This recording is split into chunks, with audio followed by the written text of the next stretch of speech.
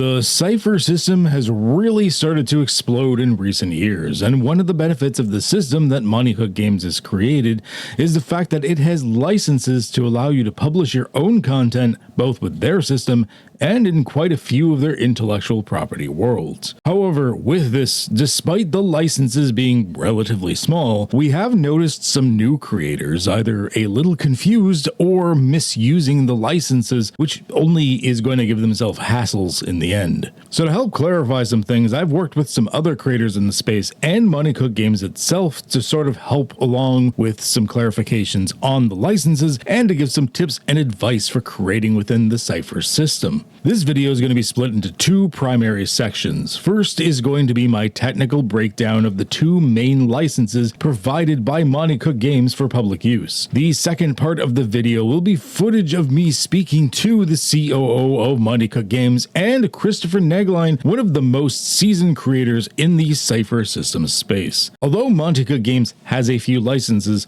only two of them are available for public use. The Cypher Creator Program that's run in partnership with TTRPG and the Cypher System Open License with its system reference document. Now let's do a point-by-point breakdown for each of these licenses, and then we'll do a comparison between them to help you choose which license you may want for your project. Important notes here, these are legally binding licenses. When you publish content under a legal license from any company, this is a style of contract that you're binding yourself to. Please be cognizant of this. These aren't just fun suggestions that you can bend or break as you want. If you break the terms of publishing licenses from any company, whether it be MCG, Free League, Kobold Press, you name it, there could be legal issues as a result. So please read, do your research, and understand before you publish content for money. Also, both licenses are only for role-playing game materials, not novels, video games, music, comic books, or anything like that. It must explicitly be used for tabletop role-playing game uses, whether that's rulebooks, virtual tabletop content, etc. The Cypher Creator Program is the older of the two public licenses, and due to the way it's tied to DriveThruRPG, the license specifications are actually found on DriveThru rather than the Monty Cook Games website. I'll post a link to the license info in the description below. There are a couple of very important points with the Creator Program you should know. Creator Program content should only be hosted on DriveThruRPG. This is because DriveThru is the one hosting their community content programs for various companies and managing it for them. So if you create something for the Creator Program, just keep in mind its home will be DriveThruRPG. The Creator Program has no access to reproduce any existing Cypher system rules or mechanics. You're allowed to reference game system terms and create your own new mechanics, so you could, for example, make a new focus and use terms like pool cost, apply effort, action to initiate, etc. You just can't post the actual mechanical explanations of those terms or reproduce any existing content from other MCG or third-party sources without direct permission. This also means you're restricted on things like full-printed pre-gen characters with reprinted descriptions of abilities, ciphers, artifacts, etc. You can write the names of those things and reference them, but you cannot reprint any of the mechanics for them. That is not covered by this license. The Creator Program does allow you to create content within the existing IP of any setting info for Claim the Sky, First Responders, Godforsaken, Predation, Stay Alive, The Origin, The Stars Are Fire, Unmasked, and We Are All Mad Here. This list could change with time, so always make sure you reference it before starting a project. You cannot reproduce the already written content, but you may reference things like people, places, events, etc. If you do tie your product to a particular setting, it is required that you put certain lines of text on the cover, compatible with the setting name, campaign setting, and then in the DriveThruRPG description, you must add requires the use of product name from Monty Cook Games. You can use any art you have separate licenses for, and also Monty Cook Games has provided an art pack with some freely available art for Cypher system content using the Creator Program, as long as you remember to credit the artists in your published work. As for the book layout, the Cypher System creator logo must appear somewhere on the cover and be visible and readable in size. The inside area must include the legal statement provided, and you cannot directly copy the trade dress for any of the Monte Cook Games books. You also cannot use any other Cypher or Monte Cook Games branding, only the ones specific to the license. Nor can you say MCG has endorsed your product in any way. Finally, the creator program has a content removal clause that basically allows MCG to remove your ability to publish your work if it contains anything particularly disgusting or egregious. If you want a more detailed answer on this clause in the license, Charles Ryan, the COO of Monte Cook Games, actually talks about this in the second part of this video. Now we get to the Cypher System Open License, which, despite, in my opinion, actually giving more benefit and value, is actually the smaller text of the two. Here are the important notes about the Open License, also known in the community as CSOL. You are required to either have the CSOL logo or the words "compatible with the Cypher System" on the cover of your work, as well as any advertising, promotions, press releases, etc. You cannot use any other Cypher or Monte Cook Games branding, only the ones specific to this license, nor can you say MCG endorsed your product in any way. The open license does not cover any of their existing intellectual properties. You can create content that is similar but distinct.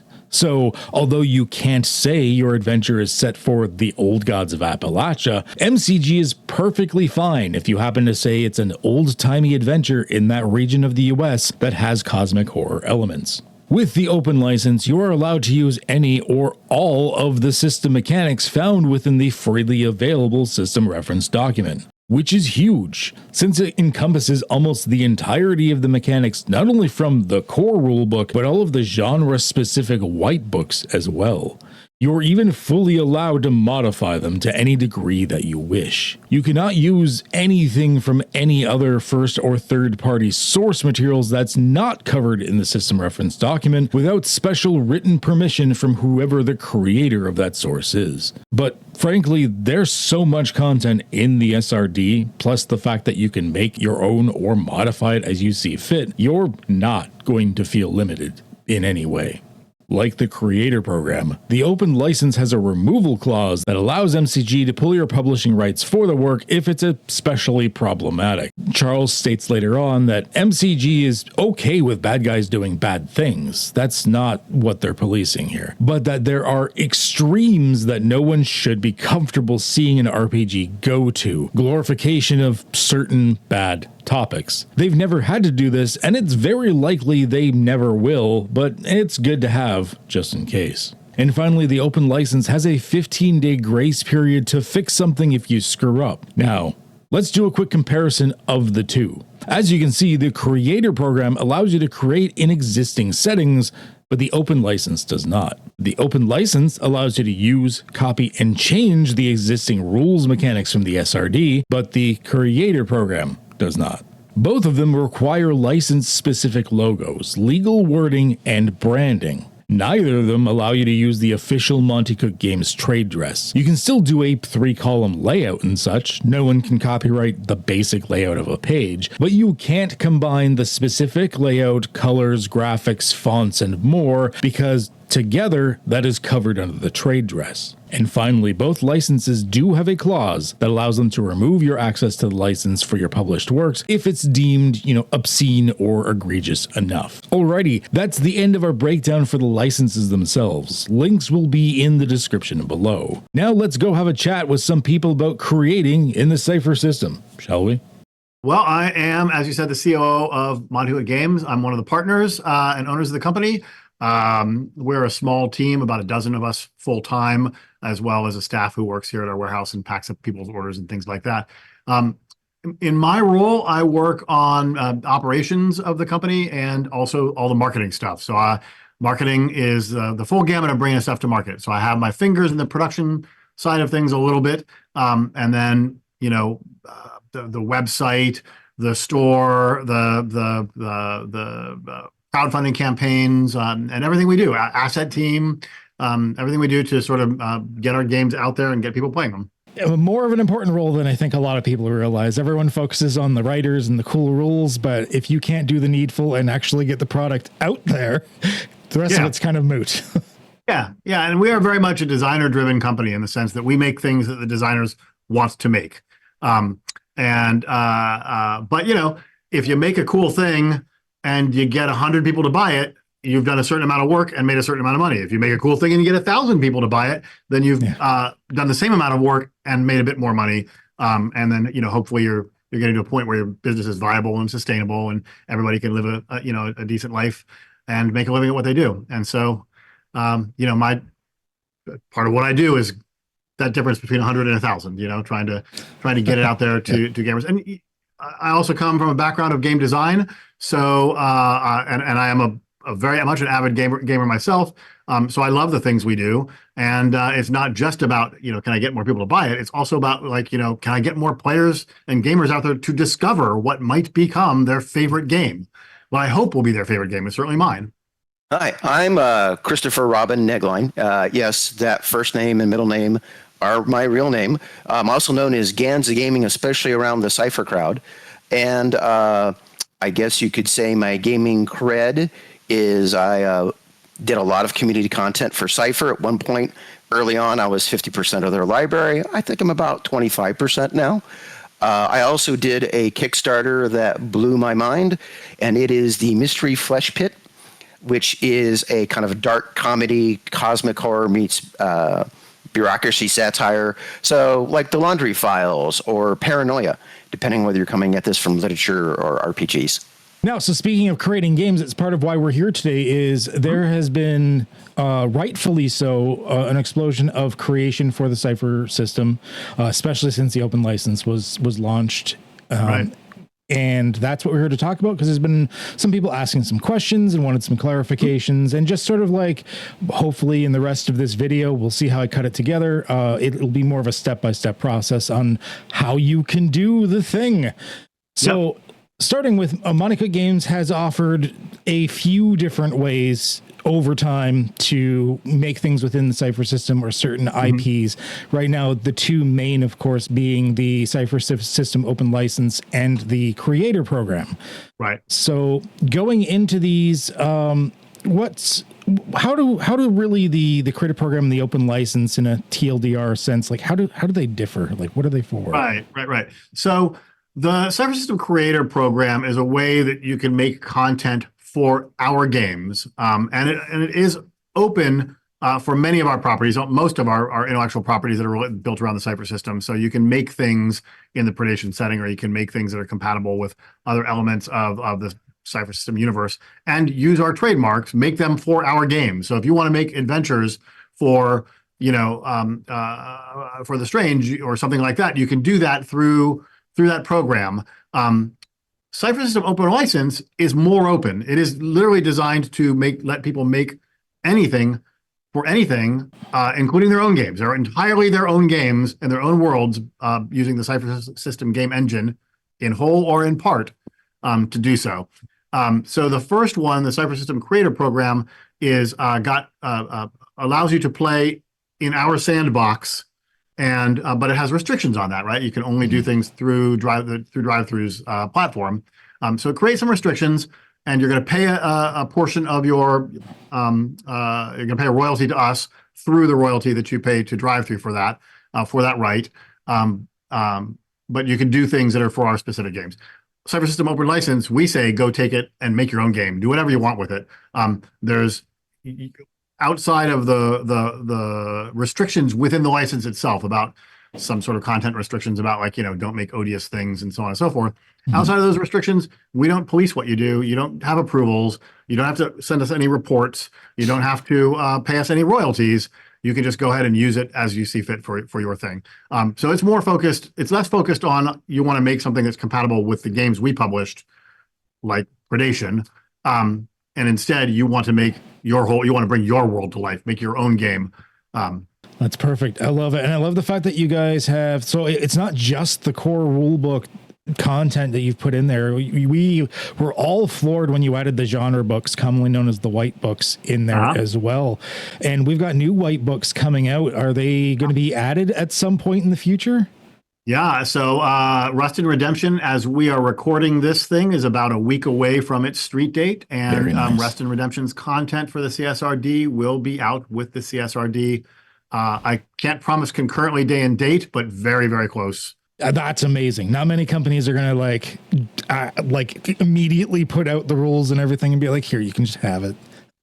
On top of the things. I mean, and to put on my marketing hat and tell you that, like, this is designed to help people take advantage of those rules and make cool things. Anybody can go into the CSRD and pull out the rules that they want to use, and there are some platforms out there that have made it easy for you to do that. But the white books are great. They have a ton of stuff other than the rules content that they have the art, they have the background, they have adventures, they have settings, and so on and so forth. So we aren't actually giving, I don't want anybody to get the impression that we're giving away the farm, but we are giving away, a cow and a couple dozen eggs and some other cool stuff, but come to the farm and get all the other cool stuff too. Yeah, the SRD content, from everything that I've seen and everything that I've used, like in my Void Home development and stuff, is just like some core, like, mechanical rules. Right, stuff. it's the mechanical elements only, right. The advice and the world building and everything are completely their own thing. And take it from me, the genre books are really worth it. Every single one of them I take off my shelf, even during regular gameplay. So I advise that you read them thoroughly and, try to come to an understanding, and to not make assumptions, especially assumptions that back up kind of where you want to go versus what you're reading. A perfect example of that was, I had somebody in the forum for Cypher Unlimited, which is a great Discord. You should check them out. He was like, I see from the community content, I need to have requires the Cypher license at the bottom of the cover. But I see some PDFs that don't have that. Has the guidelines been updated? Where are the updated guidelines? There are no updated guidelines. Those are the guidelines. I know what you're really trying to say is this an excuse for me not to do all the things I need to do? I'm looking for a shortcut. This is supporting my shortcut. If you have that feeling, stop. Just what Mighty Cook Games has put out in public is the most update version, and you shouldn't try to find shortcuts. Now, when it comes to the open game license, Mighty Cook Games has said that they're fairly flexible, but you really shouldn't be using their IPs straight as is. There has been mentioned, and Charles has mentioned this before, you could do a science fantasy setting that could be put in Numenera, but you cannot use actual Numenera. One of the other questions that we had about, this is mostly about the open license, although I think there's something similar in the creative program. You do have a pretty standard clause in there saying, if someone made content that was so hopefully repugnant that MCG could still step in. This is just the thing. It's a little safety valve that allows us to take something off the market that is truly awful, that truly offends us, right? And by this, I don't mean like, we don't like the way you've handled this particular type of mechanic or something like that.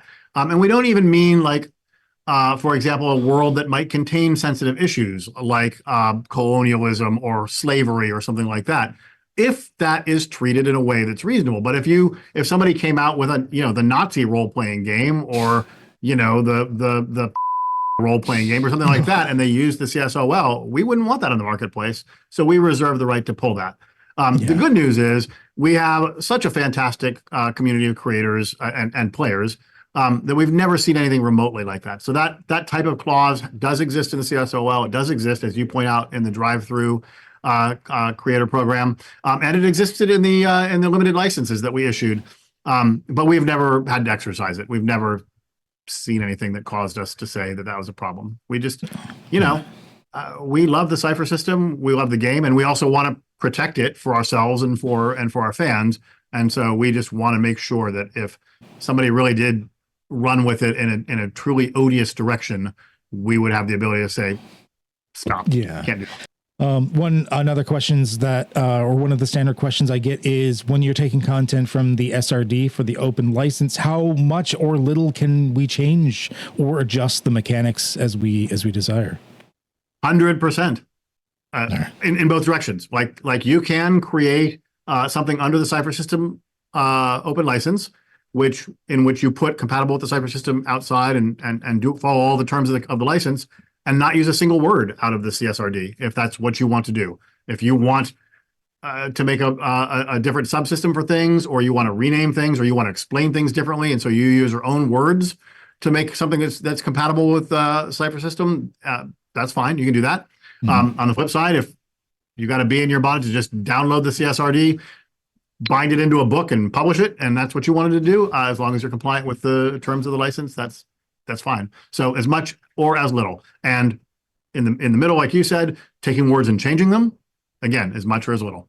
So in each of the licenses, it does state about having the logos and the text in the credits of the book and everything like this. Do you have any comments on how carefully you have to stick to those guidelines? Well, I mean, you have to follow those guidelines. Those are the terms of the license. And I would say this is an opportunity to take it aside and say, if you have any questions, and maybe even if you don't, because you may not realize you have questions, an open license is still a license, and a license is a contract, a legal agreement you make with another party.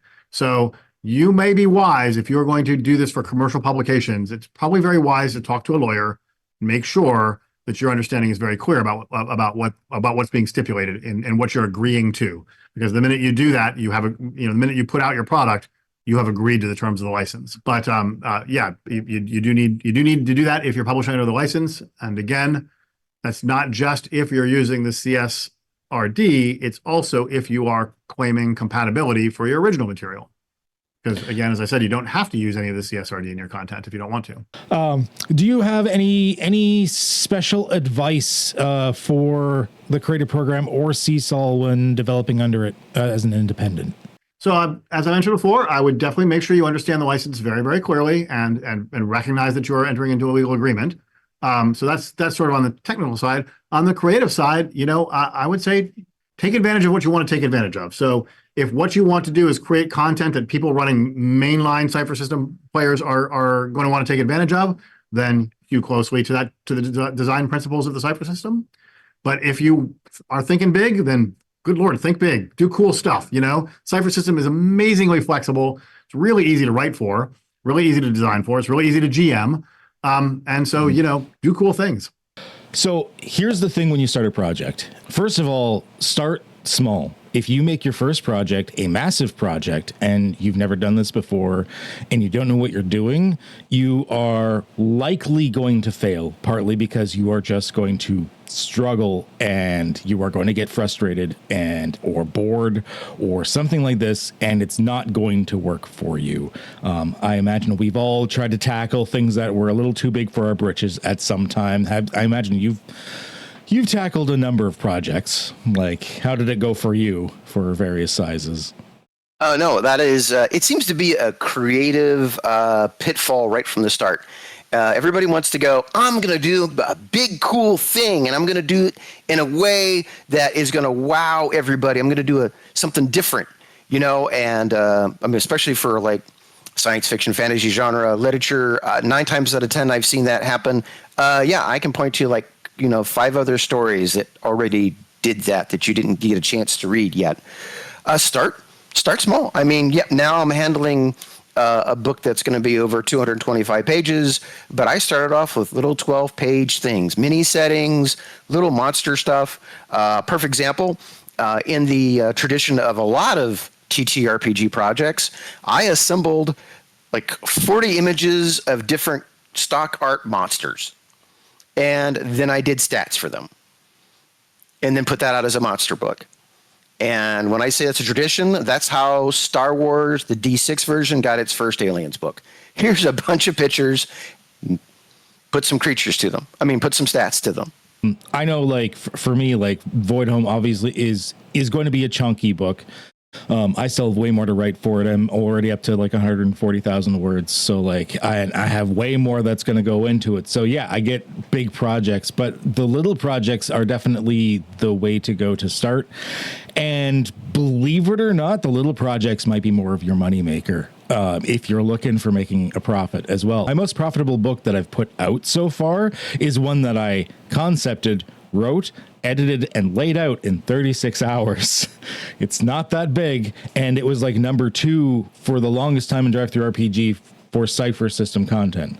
And it was meant to just be like, I have a cool idea, let's do a throwaway thing, and people really liked it. I spent next to no time on that. Meanwhile, I have spent a year and a half on Void Home, and I have no idea if 5 people are going to buy it or what's going to happen. There's nothing wrong with smaller content. Not everything has to be an epic, super awesome game changer. Yeah, I've had some content creators for community content and other systems say, yeah, it's weird.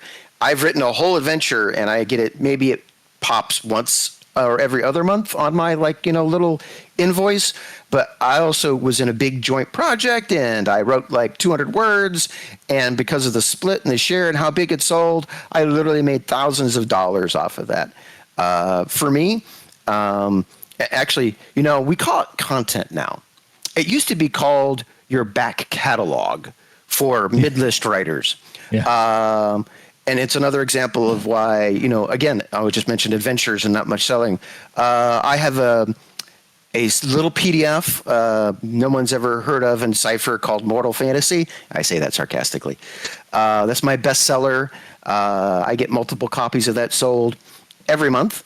And then all the little adventures I wrote, I get one apiece. So I have to sell 4 or 5 adventures to equal what I get from my Cypher fantasy supplement that I wrote. When you're first starting to plan and concept your content, especially if it's going to be a mid or larger project, but this is just as important for small projects as well. Just having a couple of notes written down in a notebook is a great way to start, but you need to organize better. And we all use different programs. Lately, I've been using Notion.so, which is the same thing that I think parts of Pixar use for their organization, their scripting and writing and stuff like that. Chris, I believe you use Scrivener, right? Scrivener is part of my process. We'll put it that way. Because before it even goes to Scrivener, I just have access to the cloud through Google, and I might use my phone. I might use my laptop. I might use pen and paper when the internet just can't seem to get out of my eyes. And then I use Scrivener because it works kind of it's more of an assembly program like InDesign is. InDesign gives you the illusion what you're working on is one project, but really it's links to different things and it pulls it all together when you're ready to put it together. Scrivener kind of works like that and allows you to write as big or as small a section as you want and then place it where you want to in the list. I mean, technically you could do something like that with Google and having several files open, but it's just much more straightforward. And of course, Scrivener is a one-time buy for $40 versus some subscription model or something like that. But yeah, it's so I can move things around in order and play around with that. And then on top of that, when you decide to print, it prints only the sections you tell it to print. So you can literally with the same document, make 2 different, organized books just by clicking on what you want in what order. Another point I want to bring up: when you're writing, when you're concepting, when you're going through your content, don't get married to it, which is basically saying you're going to rewrite it, you're going to reorganize it. I know with Void Home, I have restructured the entire book from the ground up 3 times as I discovered exactly how much I wanted to be in it and what I wanted to be in it and stuff like that. Don't just write it down and be like, hey, this is good. This is what I want. Give yourself, maybe take a week off. Don't look at it. Look at something else for a while. Come back to it and you realize maybe that's not the best way to look at it. And that's because our TTRPG books are unicorns. They are a unique document. They are a document of lore and fiction. They are a technical manual. And they are an instructional manual. Usually those 3 things are 3 separate projects, yet you're combining them together. And yeah, that's a big part is where does this go? Because like a per example, some people hate it when they have the lore in the front and then you get the mechanics in the middle. And some people want the mechanics in the front and then, oh, give me whatever the flavor of the month is on the genre on the back half. You know, you got to learn what you're going to prioritize. And then on top of that, just for your project overall, the more you organize what you're going to do and where things fall in place, the easier it's going to become later. Because everything's organized, it's straightforward, you know where things are going to go, and you have a plan. I mean, every project that starts off from scratch is the longest project, because once you have that project and you have a template, the next project in that series or in that flavor is going to be easier. Though I do have some sad news for everybody. It always takes longer than you think. And ironically, the more skills you have, it doesn't save you time, because you get like the next level of perfectionism in what you're doing. So it still takes about the same amount of time, because what you did before, you didn't see the mistakes. Help me out here. What is the name of that effect? The trying to think of the name. Yes, it is like the Dunning-Kruger effect live. Because when you know nothing, oh yeah, here you go. This is so fast. This was so quick. And then it's like, oh, look at all the typos on the page. Why is this over here? Why is that over there? Then when you actually know what you're doing, you're like, well, it takes longer because you actually understand where things go and the mistakes you can see that maybe, others can't, but trust me, you will see it, and then probably others will. But I think the biggest tip and takeaway you can get is if you're doing this as a solo developer, you are going to have to spend almost as much time learning as you are actually making your project, because you need to do the tips for like what editors need to do. You need to figure out how layout software works. You need to find, if you are not an artist, you need to find where you can get the stock art and what the licensing for that is. You need to get into the business aspect of things. The thing thinking about this, the thing I would like to add is, especially if you're using Drive-Thru RPG, they have a way to split royalties. So in theory, it's easier to become a team if you can talk someone into, managing to split the royalties with you. Now, that is a little difficult because, a lot of people still want to be paid up front, like in a freelance system. But especially if you're all buddies working together on a project, that may be the easiest way to do it, is just split the royalties at the end. But yeah, I mean, you cover the big basics, which is the less you know, the longer it's going to take as you learn all the skills that you're going to have to find some basic level to, which is one of the reasons why, especially when you're doing your first projects, being humble with yourself and doing a small, simple project with a simple layout is not a sin. That's what you should be doing, and you learn as you grow.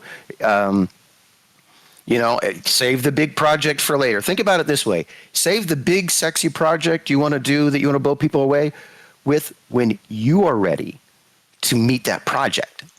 Because you are. I mean, I know several people, they want to run before they learn how to crawl, and trust me, you're learning how to crawl when you step into this space.